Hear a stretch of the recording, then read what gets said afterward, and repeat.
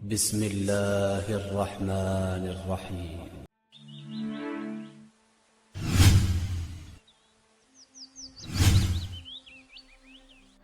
السلام علیکم ناظرین، آج کی ویڈیو میں ہم حضرت ابراہیم علیہ السلام کی زندگی میں بولے گئے وہ 3 جھوٹ اور ویڈیو کے آخر میں اس جھوٹ کے معنوں پر روشنی ڈالیں گے۔ تو ناظرین، آپ سے گزارش ہے کہ ویڈیو میں آخر تک ضرور بنے رہیں۔ حضرت ابراہیم علیہ السلام کی زندگی میں 3 ایسے موقع آئے کہ انہوں نے اللہ کی دین کی حمایت اور حفاظت کے لیے صریح جھوٹ کے بجائے توریہ کیا۔ توریہ کے معنی ہے کہ واقعہ کچھ اور ہو، لیکن کوئی شخص کسی خاص مصلحت کی وجہ سے اسے 2 معنوں والے الفاظ کے ساتھ اس انداز میں بیان کرے کہ سننے والا اس واقعہ کو اپنے انداز میں سمجھ جائے، اس کا ذہن خلاف واقعہ کی طرف منتقل ہو جائے۔ شریعت میں بعض مخصوص حالت میں اس کا حکم دیا گیا ہے۔ آئیے ویڈیو میں جانتے ہیں کہ حضرت ابراہیم علیہ السلام کے ذریعے بولے گئے وہ 3 جھوٹ کون کون سے تھے۔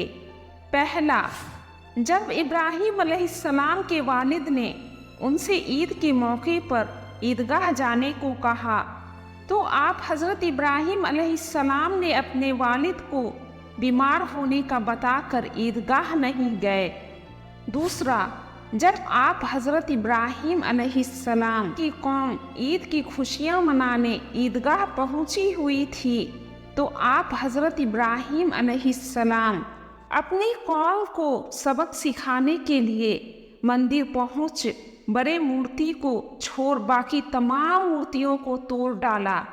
آپ کی قوم جب عید کی خوشیاں منا شام کو واپس آئی تو مندر کے مورتیوں کا ایسا حال دیکھ سبھی کا شک حضرت ابراہیم علیہ السلام کی طرف چلا گیا۔ جب ان سے پوچھا گیا، ابراہیم، تو نے ہمارے دیوتاؤں کا حال ایسا کیا ہے، تو انہوں نے کہا، ارے یہ تو تمہارے اس بڑے دیوتا کا کام ہے، اسی سے کیوں نہیں پوچھتے؟ اس کا نتیجہ یہ نکلا کہ ساری قوم کاہن پجاریوں کو یہ اعتراف کرنا پڑا کہ بت بے جان ہوتے ہیں، ان میں بولنے، دیکھنے، سننے کی قوت نہیں ہوتی۔ تیسرا، حضرت ابو ہریرہ رضی اللہ عنہ کی حدیث سے ثابت ہے، حضرت ابراہیم علیہ السلام کا گزر مصر کے علاقے سے ہو رہا تھا تو اللہ تعالیٰ نے انہیں پہلے سے ہی وحی کے ذریعے بتا دیا تھا کہ وہاں کا بادشاہ جابر و ظالم ہے۔ اگر اسے کسی باہر سے آنے والی خوبصورت عورت کا پتہ چلتا ہے تو وہ اسے زبردستی اٹھوا لیتا ہے۔ اس کے ہمراہ مرد ساتھی، خاص کر جب وہ اس کا شوہر ہو، اسے قتل کروا ڈالتا ہے۔ اگر باپ بھائی ہو تو اسے چھوڑ دیتا ہے۔ حضرت ابراہیم علیہ السلام نے سارہ علیہ السلام سے کہا، اگر ایسا واقعہ پیش آ جائے تو اس سے کہنا تم میری بہن ہو، اس سرزمین پر تمہارے اور میرے علاوہ کوئی دوسرا مسلمان نہیں ہے، اسی حساب سے تم میری دینی بہن ہو۔ ناظرین، اب ویڈیو میں ان کے جھوٹ بولنے کے معنی سمجھتے ہیں۔ پہلا، جب آپ نے اپنے والد سے خود کے بیمار ہونے کا بتایا تاکہ انہیں ان لوگوں کے ساتھ جا کر کسی طرح کے شرک میں شامل ہونے سے بچنا تھا۔ دوسرا، جب انہوں نے مندر کی تمام مورتیوں کو توڑ کلہاڑی سب سے بڑے دیوتا کے گلے میں لٹکا دیا۔ جب انہیں مجرم قرار دیا جا رہا تھا تو انہوں نے کہا، یہ تو اس بڑے دیوتا کا کام ہے، تاکہ یہ ثابت کیا جا سکے ان مورتیوں کو تو انسان نے بنایا ہے، تو یہ ہرگز خدا نہیں ہو سکتے۔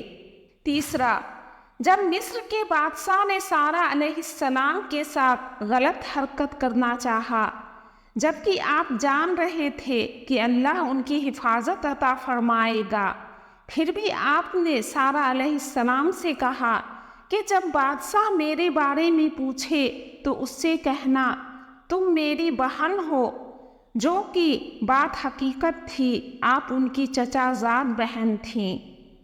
ناظرین، ویڈیو اگر پسند آئی ہو تو ایک دل سے لائک کر دیں، ساتھ ہی سبسکرائب کر لیں، بیل آئیکن کو ضرور دبا لیں، جس سے کہ ایسی ہی اسلامک ویڈیو کی نوٹیفیکیشن آپ کو ملتی رہیں گی۔ کمنٹ میں اس حوالے سے آپ کے پاس کوئی معلومات ہو تو ہمیں بھی شیئر کریں۔ السلام علیکم ورحمۃ اللہ وبرکاتہ۔